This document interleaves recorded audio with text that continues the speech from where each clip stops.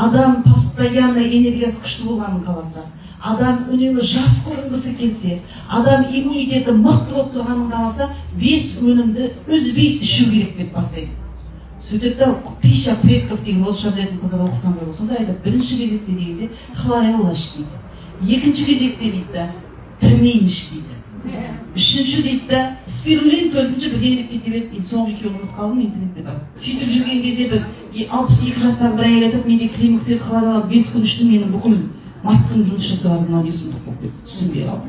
Сосын осы бір Жаңаөзен дегенді естеріңізде болса, Жаңаөзеннің қыздары білетін шығар. Келеміз, ана бір апай айтады, қызым дейді 98 килограмм семіз болған және беті ірің басып кеткен. Қайда апармадым, беті де кетіп қалған қыз бала.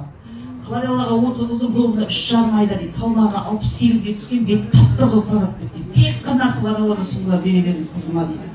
Ана результат естіп айтам, ардақ айтам, көрдің ғой ертең бүкіл қазақтан келеді бұл нәтиже. Қорықпа, қорықпа.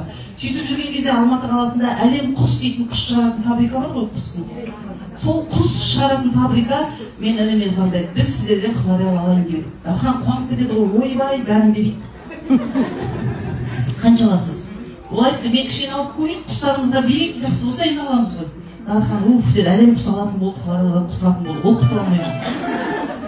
Сөйтіп жаңағы әлем құс біздің хлорелламызды алып кетеді. Содан бір ай болады, хабар жоқ, хабар жоқ. Дархан күні түні күтеді, қайда әлем құс. Оказывается, мынандай инкубаторда мынандай екен.